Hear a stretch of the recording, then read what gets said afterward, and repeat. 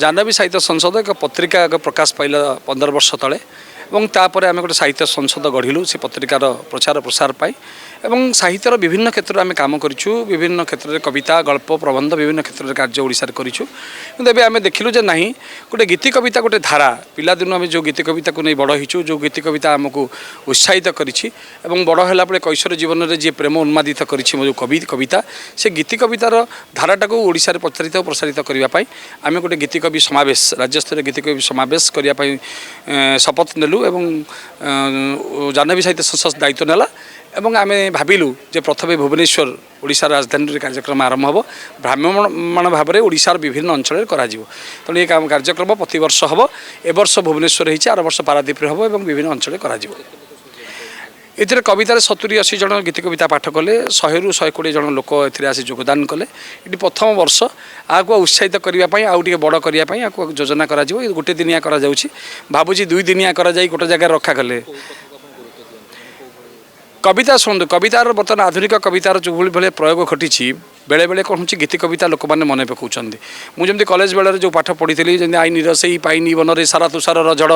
से पथरे जब जाइए मनीष शेष होती जड़ आईनी पिठू चमड़ा उतारी करने को हम जोता से नुआ जोतार आने को हम सृष्टिर मादकता आधे गीति थी आधे विद्रोह थी ये कविता एवं हजि हजि जाऊँगी तेणु आम चेष्टा करुँ खाली प्रेम नुहे प्रेम गीति समाज सामाजिकता मनीष को अनुबंधन बांधापी गीति कवितार प्रयोगात्मक विकास हवा दरकार से आम मैंने चेष्टा करुँ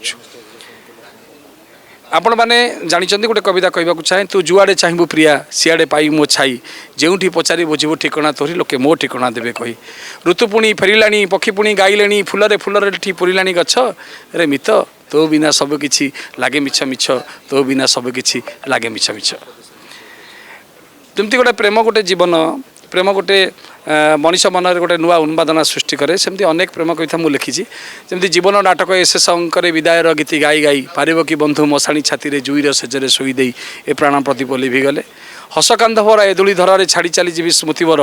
झुरी राति झुरब साथी अधा लेखा जिते गीत मोर शेष जवनिका नई गले एमती अनेक कविता अच्छी कविता सब माधुर्यमय करे कविता सब जीवन को तैयारी करे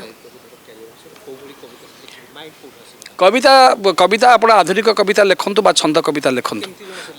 कविता को लिखापी क्या बाध्य करना कविता के राति पढ़ले कविता तैयारी हो ना कविता हूँ गोटे स्वतस्फूर्त आसे राति शोला बेले आमको चेई दिए कविता आम राति उठी कागज खोजु कौटी गोटाए कागज गारे देवु कविता टी तैयारी करदेवु जहाँ मन पड़ी लिखिदेवु जहाँ मन पड़ जाए परवर्त समय से मन आउ पड़े ना कविता हजि जाए कविता को खोजा एत कष्ट नुहे कविता गोटे लगे मत जे अजणा राइजर प्रेमिका भरी हूँ कविता आपड़ जानी आपण प्रणयनी आप स्त्री कर आहरी मन पड़ुवा लोकटी हूँ प्रेमिका तेणु प्रेमिका हूँ कविता तेणु कविता को जी प्रेमिका से राति अधे शोक लिखापी बाध्य हे नुआ पीढ़ी चेष्टा करूँ नुआ पीढ़ी चित्रकल्प आप खाली प्रेम रुटी आपणकर जह्न आकाश को नहीं कविता लिखा जा पार ना कवितार धारा परिवर्तन हवा दरकार जीवन जिज्ञासार कथा हृदयर कथा विप्लवर कथा मत कवितार प्रकाशित हवा दरकार मु ओडिया गीतिकवि समाजर संपादक एवं कला सौरभर संपादक आज है जाह्नवी साहित्य संसद ताधर उपदेष्टा अच्छी एवं आज आम राज्यस्तरीय गोटे कविता गीति कविता पाठोत्सव करूँ कहीं गीति कविता पाठोत्सव कराइला तार उद्देश्य है गीति कविता साहित्यर एक बलिष्ठ अंग गीति कविता सब परिवर्तन स्वर आनी थाए प्रत्येक समाज जो कौटी विघ्न घटे बा कौन गोटे समस्या देखा दिए जो किसी समाज चाहू थाए जमी डे टू डे लाइफ आमर प्रत्येक दिन लाइफ जीवन आमर चर्चा बदलुची एवं से बदलवा भितर आमको किसी ना किसी नुआ देखार अच्छी से जो नुआ बाटटा देखाती किए ना गीतिकवि मैंने आप देखु संसार आरंभ आदिकवि व्यासदेव आरंभ करोशार आदिकवि शारदा दास कहतु वाल्मीकि कहतु जोड़ी जोड़ी समस्या आसी कलम मनर ही आमर ये कवि गीति कविता विशेषकर आम यही समाज संस्कार कविता लिखु किसी प्रेम कविता हुए प्रेम गोटे प्रेम कविता आज गोटे कविता लिखी से कविता हूँ छू छू कंटा फुटी नझरिले रकत छू छू कंटा फुटी नझरिले रकत किए बा कहब ताकू फुलराणी गोलाप शुणु शुणु गीतटीए नछुईले हृदय किए बा कहब ताकू साहित्यर प्रदीप ये हूँ गोटे प्रेम कविता ଯଦି ଗୋଲାପକୁ ସମସ୍ତେ ଭଲ ପାଆନ୍ତି କିନ୍ତୁ ତାକୁ ଧରିବାକୁ ଗଲେ କଣ୍ଟାଟି ଅଛି କେତେ ସୁନ୍ଦର ପ୍ରେମ ଦେଖନ୍ତୁ ଏବଂ ଗୀତ ବା ଗୀତ ଯଦି ସଂସ୍କାର ଯଦି ନ ଆଣିବ ବା ଯଦି ତାକୁ ହୃଦୟକୁ ନଛିବ ତାହେଲେ ସେ କିଛି ଆସିବନି ଏଇଟା ହେଲା କବିତା ଗୀତି କବିତାର କଥା ଆଉ ସମାଜ ସଂସ୍କାର କଥା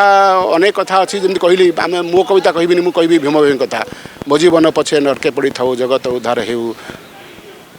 न प्राणीको आरत दुख प्रमित देखु दुख बा सब कहीं कही ना घर द्वार जाड़ी अंध कंध कही सी कहले मो दुख करनी जो तो परिपार्श्व जो मैंने थे भल पाऊे लोक सी कहले मो दुख करनी मो ठार प्राणी मान आहूति दुख अच्छी